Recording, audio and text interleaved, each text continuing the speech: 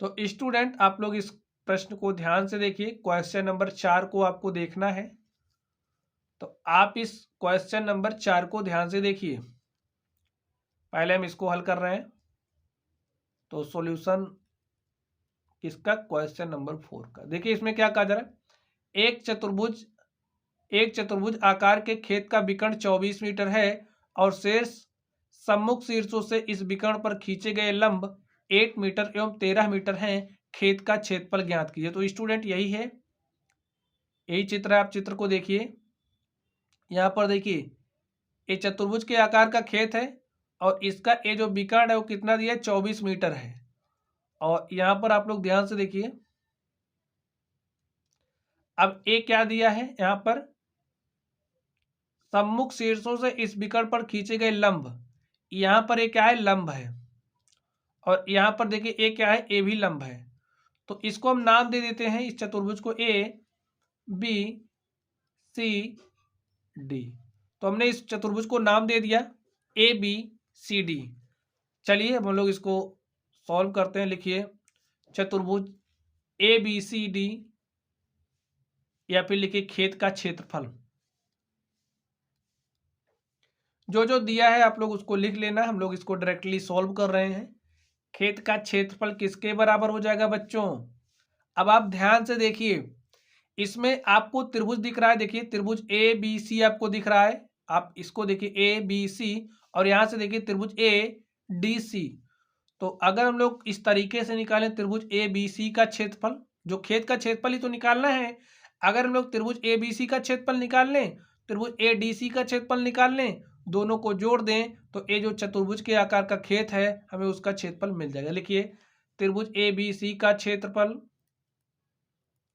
Plus करना है त्रिभुज ए डी सी का क्षेत्रफल, ए डी सी का क्षेत्रफल किसके बराबर हो जाएगा? यहाँ पर देखिए त्रिभुज एबीसी का क्षेत्रफल क्या हो जाएगा? स्टूडेंट अब आप लोग एक बात यहाँ से समझ लीजिए, अगर हमारे पास कोई भी त्रिभुज इस तरीके से है और समझिए ए त्रिभुज का आधार है, ठीक है। आधार को हम समझिए क्या ले रहे हैं? ए ले रहे हैं। और ए हमारे त्रिभुज की ऊंचाई है, ऊंचाई को एच ले रहे हैं। अगर हमें त्रिभुज का आधार और ऊंचाई दिया गया है तो इस केस में जो त्रिभुज का क्षेत्रफल होता है, इस केस में जो त्रिभुज का क्षेत्रफल होता है वो क्या होता है? 1/2 गुणे में आधार और गुणे में ऊंचाई। ये हमारे त्रिभुज के क्षेत्रफल का फॉर्मूला होता है। तो यहाँ पर ये जो आप देख रहे हो, इससे शीर्ष पर क्या डाला गया? लंब डाला गया है। ये लंब है, यानी कि ये क्या हो जाएगी? 13 मीटर ऊंचाई हो जाएगी। त्रिभुज ए बी सी में ये 13 मीटर क्या है? ऊंचाई है त्रिभुज ए बी सी की। तो यहाँ से क्षेत्रफल क्या हो जाएगा? 1/2 गुणे में आधार। अब देखिए इसको ध्यान से देखना है, इस त्रिभुज एबीसी में देखना है। देखते रहिए आप त्रिभुज एबीसी को, जब चीजें समझ में आ जाए तो आप बताना। यहाँ पर देखिए आधार क्या है? अगर हम इस एसी की बात करो तो एसी हमारा क्या है? आधार है। और यहाँ पर आधार कितना दिया गया? 24 मीटर। तो लिख दीजिए 24 इंटू में ऊंचाई देखिए क्या है? ए जब लंब है तो यही ऊंचाई हो जाएगी, और ऊंचाई हमें कितना दिया? 13 मीटर। तो यहाँ पर आप 13 लिख दीजिए प्लस। अब आप त्रिभुज ए डी सी को ध्यान से देखिए।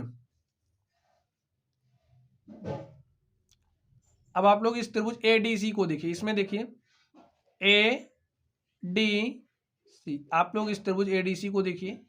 अगर आप लोग इस त्रिभुज ए डी सी में देखेंगे तो आप पाएंगे यहाँ पर ए जो ए सी है वो क्या है? आधार है। तो फॉर्मूला अप्लाई करिए 1/2 गुणे में आधार। आधार क्या है? 24।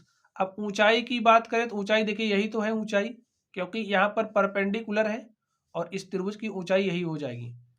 तो लिख दीजिए ऊंचाई। हल कर लीजिए, 2 से काटेंगे तो यहाँ पर क्या आ जाएगा? 12।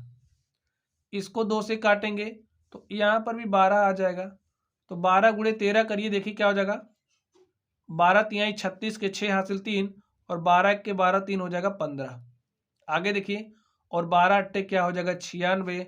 आप जोड़ दीजिए, 6 में 6 जोड़ेंगे 12 के 2 हासिल 1, 9 में 1 जोड़ेंगे 10, और 10 5 15 के 5 हासिल 1, और 1 में 1 जोड़ देंगे 2। तो हमारे पास खेत का क्षेत्रफल क्या आ गया? 252 वर्ग मीटर, या फिर मीटर स्क्वायर। तो स्टूडेंट इस तरीके से आप लोग सवालों को हल कर सकते हैं। तो यहाँ पर देखिए स्टूडेंट, ये जो हमारा क्वेश्चन नंबर 4 था, हमने इस क्वेश्चन नंबर 4 को हल किया और हमारे पास इसका सॉल्यूशन आ गया है। तो स्टूडेंट चलिए